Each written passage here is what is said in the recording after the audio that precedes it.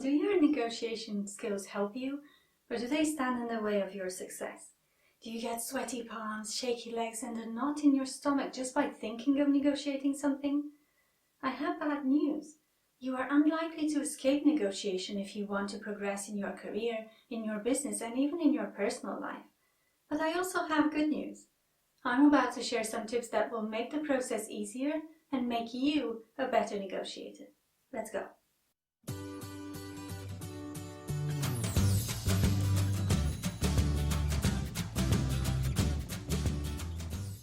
Hello and welcome to the Savvy Corner. My name is Alisa and this channel is all about helping you manage your money, your business and your mind around it.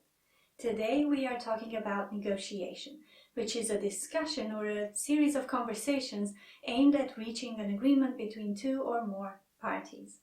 I bet you think of negotiation as being more than just a discussion, right? Perhaps you see it as a power play or a conflicting exchange of arguments where there's only one winner, the toughest one or the sneakiest one.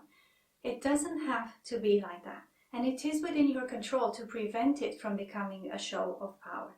In the next few minutes, I'm going to give you some tips on how to become a better negotiator and, dare I say it, even enjoy the process. Let's jump straight in. The first tip is exactly in relation to how you view negotiation to begin with. If you're going in with the idea that it's going to be an aggressive power play, of course you will feel nervous about it. So before you enter in a negotiation, remember that a negotiation aims at reaching a mutually beneficial conclusion, which means it's a win-win situation. Instead of thinking that you have to give something up and the other party will have to do the same, change your perception to both parties will gain something. Because that is what a good negotiation does. It offers advantages for all parties involved. Its aim is to reach a conclusion that everyone agrees with and will benefit from. If you can change the way in which you see negotiations, you will approach them with a different attitude and you will focus on what matters, not on who's going to win the fight. The second thing I want to suggest is to be very clear on what is your objective for the negotiation. And by objective, I don't mean what's your ideal outcome. Let me give you an example. When I have sales conversations with clients, my ideal outcome would be that we are a perfect match for each other as client and coach, and that we agree to work together for a period of time. That's my ideal outcome, but that is not my objective for the sales conversation, which is essentially a negotiation process. My objective is to vet this person. Are they someone I would like to work with? Do they understand what they're getting from our engagement? Can they afford to pay me without using their credit card, which is a criteria that I have for working one-to-one with people? Is coaching the right thing for them? Do I think that I can help them? Can you see the difference? For me to accomplish this objective, I need to ask them certain questions. I need to have a look at their numbers. I need to see if I connect with them on a personal level. So let's say that I coach them in the session, they love it, they decide to purchase my services, and that's all we do in the sales conversation. Great! What a good negotiation session, right? Wrong, because I don't know much about them and their situation. And this can actually prove to be a bad decision for me later if I find out that their debt is increasing because they're paying me via credit card, while our work together consists of lowering their debt. Working with me now goes against what we're trying to achieve for them financially. So take some time to think about it. Beyond my ideal outcome, what am I actually trying to achieve with this negotiation? Of course, knowing your ideal outcome is important and you should have clarity on that as well, but it's not the only thing that should guide the negotiation. Another thing you need clarity on is your walk-away point. What is the limit below which the result of the negotiation is not worth it for you anymore?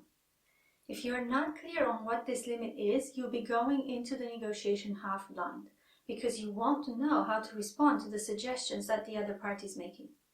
And that runs the risk that the final agreement you reach is not in your favor. Now that is what a bad negotiation is. A solution or agreement that doesn't favor both parties but only one. Knowing your walk-away point avoids this situation altogether, because the moment that limit is reached, you will walk away. And this is very important. Be prepared to walk away. Walking away is a better solution than accepting a bad deal. I know it can be difficult, and in the heat of the moment you might be tempted to keep negotiating, but it's not worth it. Which is why knowing what this threshold is so important. Before we move on to the next tips, if you're getting value from the video, I would really appreciate it if you gave it a big thumbs up and consider subscribing. It really helps to support the channel, and I thank you in advance if you do. The next tip I want to give you is perhaps an obvious one, but you would be surprised how many people don't do it. And that is to do proper research before the negotiation. There are two things you need to research. The first one is the other party. What is their position coming into the negotiation? What are they bringing to the table? What do they have to lose if you don't come to a conclusion that benefits you both? Doing your homework will give you a huge advantage because you will be able to better anticipate what their objectives are, their pain points, and their objections. We're going to talk about that later. The second thing you need to do research on is yourself. Does that surprise you? Good. I'd rather you be surprised now than be taken by surprise during the negotiation, either by how you react to certain things or how you approach certain things, especially if you haven't been involved in many formal negotiations so far. Besides what you bring to the negotiation table, which I assume you already know, and if you don't, do some research on that too. But beyond that, you need to know what your triggers are and how you act or react when you are tired, when you're nervous, when you're anxious. Sometimes these negotiations take time. They might take several conversations or email exchanges. How are you going to manage yourself during this process? Which takes me to my next point, manage your emotions. I don't agree with the advice that some people give to not show any emotions during the negotiation process. And in fact, I think that an emotionless conversation will be very awkward and possibly not as effective. However, being overwhelmed by your emotions will not serve you either. And the easiest way to mitigate this is by detaching yourself from the outcome. You might have this outcome in your mind, the agreement that you're hoping to reach with the other party, and that's fine. That is what motivates you. But don't let that be the only conclusion that you are willing to reach. That's why you have a walk-away point. And everything in between this point and your ideal outcome is a good conclusion. Some are better than others, of course, but they are all in your favor.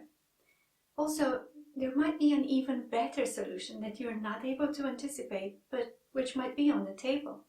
So by not being rigid and not attaching yourself to an outcome, you might manage to get a better deal than you thought. Detaching yourself from the outcome also gives you some space emotionally. So if it helps you, think about it like this. You are negotiating on behalf of a good friend of yours. You want what's best for them, obviously, but you also want to respect and be objective about the other party's needs. When you are not so emotionally involved, you will think clearer and you will make better decisions. Remember the research work I mentioned earlier? That will come in very handy for this next tip, which is to anticipate objections and mitigate them. Based on what you know about the other party, their objectives, and what they have to lose if you don't reach an agreement, what objections or counter-arguments might they have to your own arguments? Knowing how to address an objection in a way that benefits you both is the key to a good negotiation. So make a list of possible objections and your answers or your counter-arguments. Remember, this is not a power play, so address the objections with empathy and offer a response that shows you understand where they're coming from and respect their position, even if you don't necessarily agree with it. That will gain you at least the respect of the other party, if not more.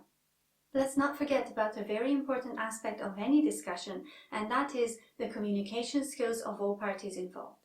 If you know you need to brush up on your communication skills, please don't wait until you've got a negotiation coming up to do that. Start now. And the skills that I'm referring to here, well, besides conveying a message in a clear and concise way, you also need to pay attention to your listening skills.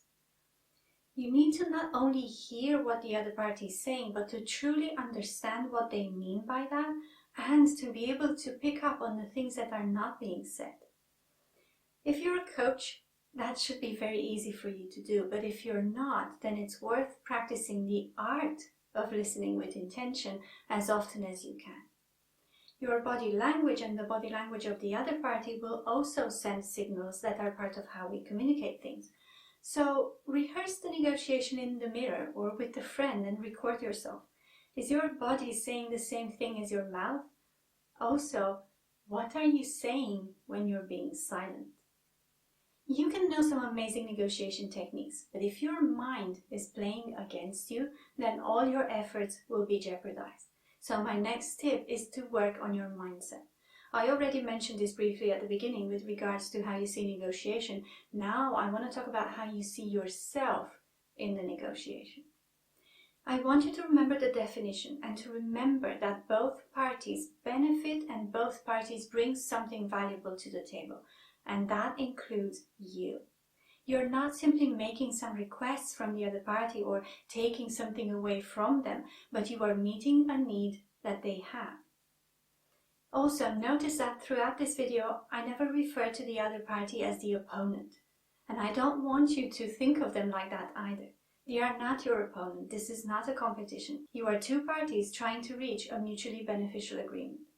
It's also important for you to believe that everything is negotiable and that no answer is final until you shake hands or you sign a contract. Until then, things are still open for discussion, even if someone said no. So don't be so quick to take no for an answer. In fact, Chris Voss, a former FBI hostage negotiator, argues that no is what in fact starts the negotiation. He's written an entire book on the topic. It's called Never Split the Difference, and it's a brilliant book. I've recommended it before on my channel, and I will link it for you below. If you enjoyed this video, you will probably also enjoy the two that are suggested on the screen right now. That's it from me for today. Thank you so much for watching. I'll see you in the next one. Bye!